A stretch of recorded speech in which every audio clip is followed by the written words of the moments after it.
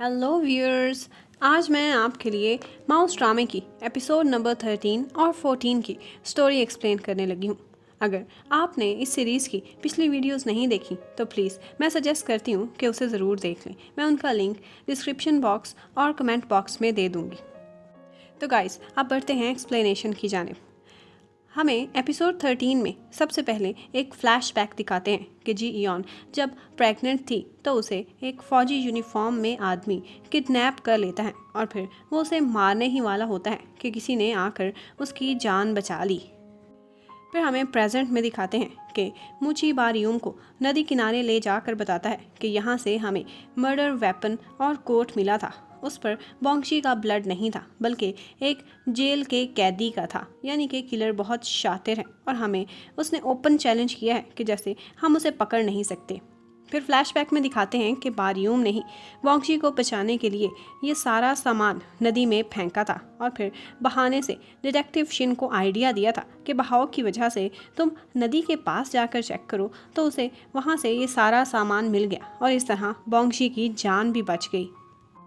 जबकि बारियूम जब यूना के पीछे पीछे गया था उसे मारने के इरादे से, तो वो बच्ची मुड़कर उसे कहने लगी कि आज मैं आपकी वजह से ज़िंदा हूँ, आपने मुझे बचाया था, ये बात मैं कभी किसी को नहीं बताऊँगी। और फिर वो बारियूम से प्रॉमिस करती है और उसे हक कर लेती है। यहाँ उस बच्ची की मासूमियत को देखकर बारियूम ने अपने अंदर के योहान पर काबू पा लिया। बोंगजी लॉकर से बाहर आने के बाद यूना को ढूंढती है, लेकिन वो लोग वहाँ से कहीं और ही शिफ्ट हो गए थे। फिर बोंगजी को बारियूम आकर यूना का वीडियो मैसेज दिखाता है जो उसने जाने से पहले बारियूम के फ़ोन में रिकॉर्ड किया था। वो मैसेज देखकर बोंगजी हंसने लगती है और उसे तसल्ली हो जाती है। उधर होंगजू बोंगजी को अपने साथ न्यूज़ चैनल पर काम करने की ऑफ़र देती है, जो कि कुछ अरसा सोचने के बाद बोंगजी मान जाती है।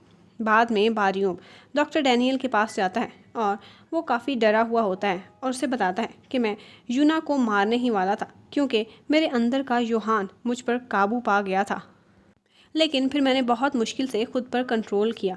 उसकी ये बात सुनकर डैनियल उसे कहता है कि अब तुम आहिस्ता आहिस्ता अपने अंदर के योहान पे काबू पाते जा रहे हो, ये बहुत अच्छा सिग्नल है। फिर मूची को एक रिकॉर्डिंग मिलती है जिसमें वो देखता है कि उस रात एक बाइक वाला भी एक टक्कर की वजह से नीचे गिर गया था और फिर वो बारियूम को वीडियो कॉल करके उससे पूछता है तो पता चलता है कि उस बंदे की साइकिल के आगे एक कैमरा लगा हुआ था। कॉल के बाद बारियूम परेशान हो जाता है क्योंकि उसके कैमरे में बारियूम की भी फुटेज हो सकती थी। होंगजू को भी इस बात का पता चल जाता है। फिर मूची तेज़ी से उस आदमी से साइकिल की फुटेज लेने के लिए जाता है। बारियूम भी पीछे पीछे वहाँ आ जाता है, लेकिन वो वहाँ पर देखता है कि मूची गुस्से में खड़ा हुआ था क्योंकि वो कैमरा चोरी हो चुका था। असल में वो कैमरा होंगजू ने चुरा लिया था और वो फुटेज में बारियूम को भी देख लेती है, लेकिन वो इसे राज ही रखती है। उधर जिस कैदी का डीएनए कांगडुक के मर्डर के साथ मैच हुआ था उसका नाम जायशिक था। अब केस में उससे भी इन्वेस्टिगेशन होने लगी थी। सबसे पहले होंगजू और बोंगजी उससे मिलने के लिए आती हैं। वहाँ पर उनको डोंगू भी मिलता है और वो ये देखकर खुश हो जाता है कि बोंगजी ने होंगजू के साथ काम करना स्टार्ट कर दिया है। वहाँ पर बोंगजी एक कैदी को देखती है तो डोंगू उसे बताता है कि ये सुसियोंग मर्डर केस का सीरियल किलर है। ये सुनकर बोंगशी बहुत डर जाती है क्योंकि वो आदमी उसी की तरफ देखे जा रहा था। इतने में वहाँ से जाते जाते बोंगशी गिर जाती है तो वो कैदी उसे उठाने के लिए आगे बढ़ता है तो डोंगू उसको रोक लेता है कि वो पहले ही तुमसे डर के गिरी है, और फिर बोंगशी वहाँ से चली जाती है। इतने में बारियूम और मूची भी उस कैदी से मिलने के लिए आते हैं तो यहाँ पर उन्हें पता चलता है कि वो कैदी अपनी बेटी के डिफेंस में एक आदमी को मार कर जेल में आया हुआ है। बाकी उसकी हिस्ट्री क्लियर थी। फिर मूची वहाँ पर एक फ़ोटो देखता है तो उसको चोरी कर लेता है। जब बोंगशी और होंगजू कैदी का इंटरव्यू कर रहे होते हैं तो ऊपर से मूची भी आ जाता है और वहाँ पर बोंगशी को होंगजू के साथ देखकर हैरान रह जाता है और बारियूम को कहता है कि इसे यहाँ से ले जाओ। और फिर वो होंगजू पर गुस्सा करता है कि तुम अपने साथ एक मासूम सी लड़की को इन क्रिमिनल्स के बीच में लेकर क्यों फिर रही हो। और फिर वो होंगजू का इंटरव्यू छुड़वा कर खुद ही जायशिक से अपनी इन्वेस्टिगेशन करना स्टार्ट कर देता है। उसे पता चलता है कि उसने एक कपड़े का फूल बनाया हुआ था जो कि कंगडुक को बहुत पसंद आया था और वो जाते जाते चोरी कर कर ले गया और उसने कहा था कि मैंने ये एक स्पेशल दिन पहनना है। फिर जेल से वापसी पर रास्ते में बोंगशी परेशान होती है तो होंगजू से तसल्ली देती है और कहती है कि तुम परेशान ना हो, मूची ने तो तुम्हारा ख्याल रखने के लिए ऐसा कहा है ताकि तुम दोबारा वो गंदगी ना देख सको, इसीलिए तुम्हें डांटा भी है। वापसी में मूची भी परेशान होता है कि जहाँ हम पहले खड़े थे अब भी वहीं के वहीं खड़े हैं, क्योंकि किलर का अभी तक कोई नामो निशान नहीं मिला। ये सुनकर पारियोम के चेहरे पर इत्मीनान आ जाता है। शाम को बोंगशी और डोंगू मिलते हैं तो वो उसी सीरियल किलर वाले आदमी के बारे में बात करते हैं तो डोंगू बताता है कि वो मिस्टर किम है और वो किलर नहीं था, बल्कि किसी तरह से वो इस केस में फंस गया था। जब उसने बोंगशी को देखा था तो उसे अपनी बेटी की याद आ गई थी और डोंगू से कहता है कि क्यों ना तुम उस किलर की स्टोरी टीवी पर ले आओ ताकि मीडिया में अटेंशन की वजह से उस शख्स को भी इंसाफ मिल सके। अगले दिन ऑफिस में बोंगशी होंगजू को उसी केस को अपने शो में लेने के हवाले से बात करती है। होंगजू को उसका आइडिया तो पसंद आता है, लेकिन वो इस पर मज़ीद रिसर्च करने का कहती है। बोंगशी को एक दिन पारियोम अपने ऑफिस में लेकर आता है और वो वहाँ पर एविडेंस रिकॉर्ड सारे पड़े देखती है और वहीं पर बहाने बहाने से सू सियोंग के मर्डर केस के एविडेंस का बॉक्स भी देख लेती है। फिर वो सारी रात वहीं बैठी चोरी छुपे से एविडेंसेस पर रिपोर्ट बनाती रहती है। अगली सुबह पारियोम उसे वहाँ देखता है तो उसे अंदाज़ा हो जाता है कि बोंगशी इस केस में कितनी सीरियस है, तो वो भी बोंगशी और डोंगू की इस केस में हेल्प करता है। उन्हें वहाँ पता चलता है कि इसी केस से लिंक्ड एक और केस भी था। उन्हीं दिनों एक प्रेग्नेंट लेडी को किडनैप किया गया था और बोंगशी किसी न किसी तरह उसका पता निकलवा कर उससे मिलने जाती है तो वहाँ जी इयॉन होती है। जी इयॉन उसे अंदर बुलाने से पहले अपनी और योहान की फ़ोटो दीवार से उतार देती है और फिर वो अपना बयान रिकॉर्ड कराती है। उसे भी अपने किडनैप का सू सियोंग मर्डर केस से लिंक लगता था। जब वो उसका बयान रिकॉर्ड करके होंगजू को सुनवाती है तो वो इस केस को शो में लेने के लिए ग्रीन सिग्नल दे देती है, लेकिन बाद में पता चलता है कि बॉस ने मना कर दिया है क्योंकि ये केस बहुत पुराना है, इसलिए इस पर शो ना करो। ये सुनकर बोंगशी बहुत सैड हो जाती है क्योंकि उसकी इतनी मेहनत बेकार हो गई थी। फिर रास्ते में बारियूम डिटेक्टिव शिन को देखता है जो अपने डैड की प्रेसिडेंशियल इलेक्शन की कैंपेन चला रहा था। उसे देखकर बारियूम को एक आइडिया आ जाता है। बारियूम को पता था कि डिटेक्टिव शिन की शादी जिस लड़की से हो रही है वो लड़की मिस्टर किम की बेटी है और वो अगले दिन ये खबर हर जगह फैला देता है। इस तरह से ये खबर सारे मीडिया में वायरल होने के बाद होंगजू का बॉस भी इस केस पर प्रोग्राम करने के लिए मान जाता है।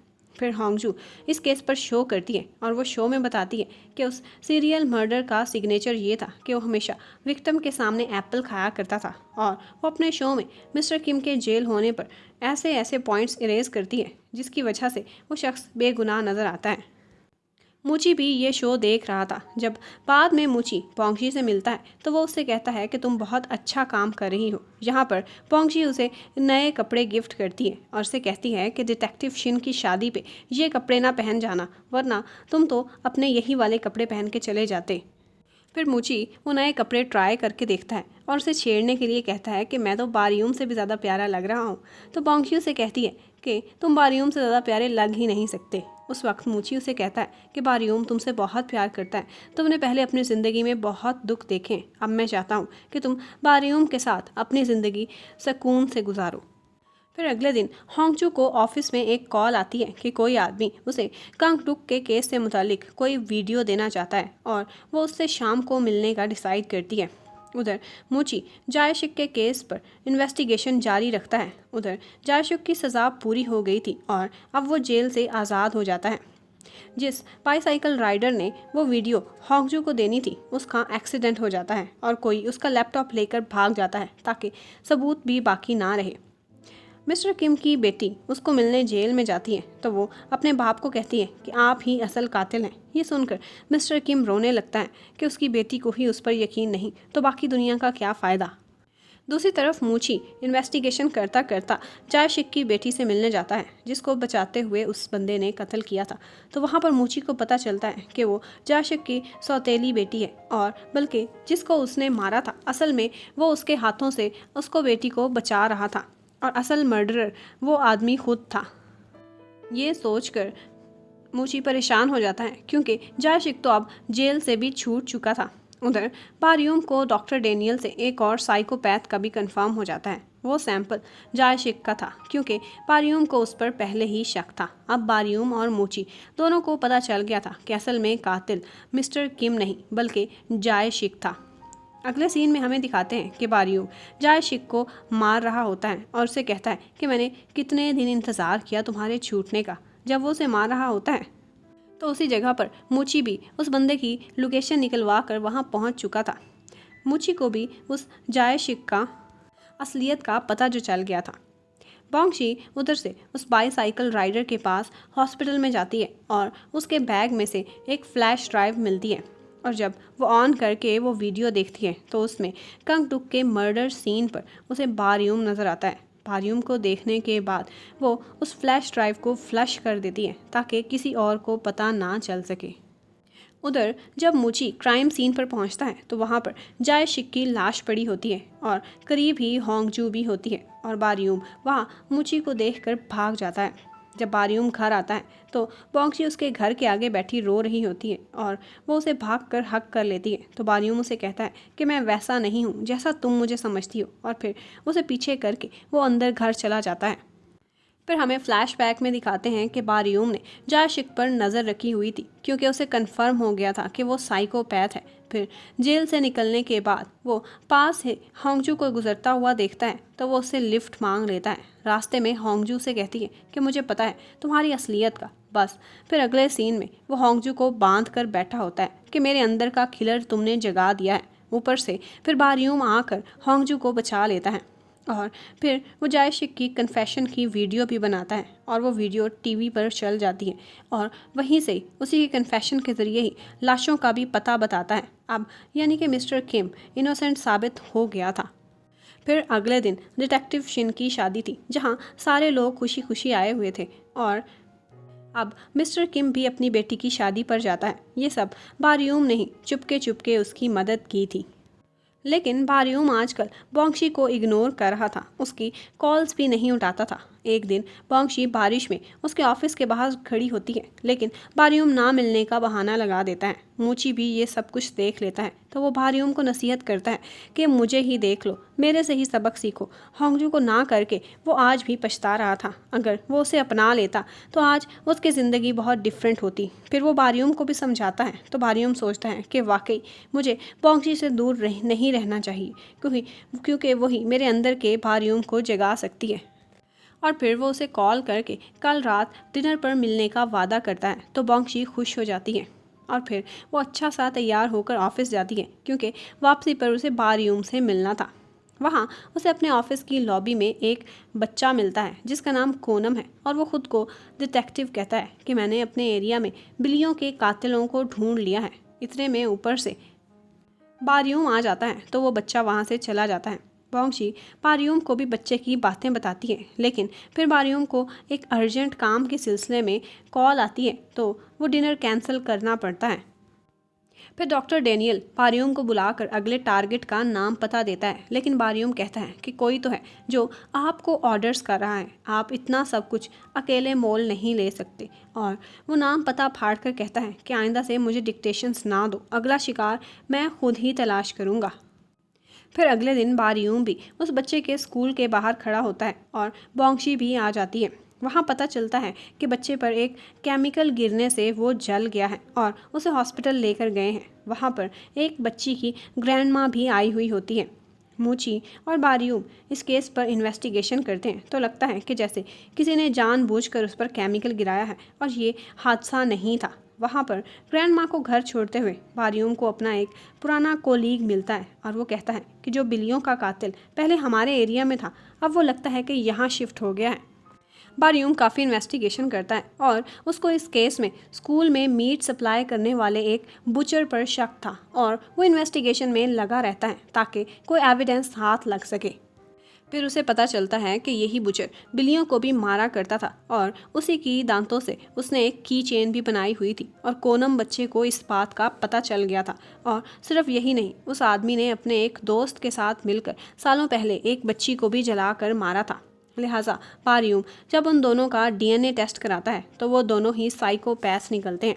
तो वो उस बुचर को बिल्कुल उसी के तरीके से केमिकल से जला कर मारता है जैसे उसने कोनम पर केमिकल भेजा था, और मरने से पहले वो अपने सारे गुनाहों को कन्फेस भी करता है। उसे मारने के बाद बारियूम उसके दूसरे दोस्त को ट्रैप कर देता है कि जैसे उसी ने ही अपने दोस्त का कत्ल किया हो, और वहाँ पर डॉक्टर यूहान उसे परसुएट करता है कि उस दूसरे बंदे को भी मार डालो। लेकिन बारियूम इस बार भी यूहान की नहीं सुनता, और अब वो आहिस्ता आहिस्ता अपने अंदर के यूहान को दबाने में कामयाब होता जा रहा था।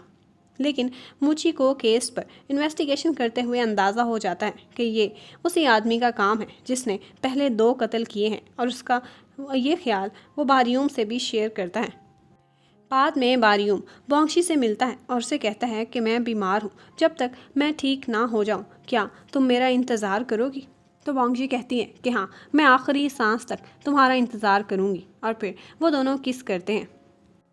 उधर मूची अपने भाई मूवॉन की बर्थडे पर केक काटता है और अपनी फैमिली को याद करके बहुत रोता है। फिर वो बारियूम के घर आ जाता है और वहाँ उसे कहता है कि मेरा अब इस दुनिया में कोई नहीं रहा। तो बारियूम कहता है कि मैं भी अकेला ही हूँ। तो मूची कहता है कि क्यों ना तुम मुझे अपना बड़ा भाई बना लो। तो वो दोनों ही इस बात से खुश हो जाते हैं। फिर अगले दिन सफाई करते हुए बारियूम को मूची का फैमिली नेकलेस अपने घर से मिलता है, तो वो उसे उठा लेता है कि कल मूची को वापस कर देगा। उधर मूची को कुछ एविडेंसेस बॉक्सेस चेक कर रहा होता है, तो उसे एक वेपन में कुछ डिफरेंट सा नज़र आता है। तो वो उसे टेस्ट कराता है, तो पता चलता है कि इस पर कांगडुक का खून लगा हुआ है। इतने में बारियूम ऊपर से आ जाता है और उसे नेकलेस वापस करने ही लगता है, तो एकदम से वो चौंक के रह जाता है क्योंकि मूची का नेकलेस तो उसके गले में ही था। और फिर वो बहुत परेशान हो जाता है। इतने में वहाँ बोंगशी भी अपने एक काम के सिलसिले में आई होती है, तो उसके गले में अपना बनाया हुआ पेंडेंट गिफ्ट देखकर वो फ़ौरन से उतार लेता है क्योंकि उसे याद आ जाता है कि ये भी कैट के दांतों से बना हुआ है। फिर वो घर जाकर चेक करता है, तो उसे अपने पुराने सामान में से दादी का ब्रोच भी मिलता है, और वो नेकलेस भी मूव ऑन का था। फिर वो तेज़ी से अपने पुराने घर जाता है। वहाँ एक क्यारी को देखकर उसे अजीब सी फीलिंग आती है, तो डॉक्टर यूहान उसके ख्यालों में सामने खड़ा उसे बहुत रोकने की कोशिश करता है, लेकिन बारियूम उसे वहाँ से हटाकर एक खुफिया दरवाज़ा खोलकर बेसमेंट में चला जाता है। वहाँ देखकर वो दंग रह जाता है कि सारी यूहान केस के विक्टिम्स की फ़ोटोज़ और साथ में उन फेरी टेल्स के साथ मैच होती हुई फ़ोटोज़ भी लगी हुई थी। तो उसे एहसास होता है कि जैसे सीरियल किलर यूहान नहीं था बल्कि वो खुद ही था, और वो डर जाता है। और ऊपर से उसे कॉल आती है कि नाची कुक को होश आ गया है, यानी कि वो भी अब अपने अटैकर का नाम सारी दुनिया को बता देगा। यहीं पर ड्रामे की एपिसोड नंबर 14 ख़त्म हो जाती है।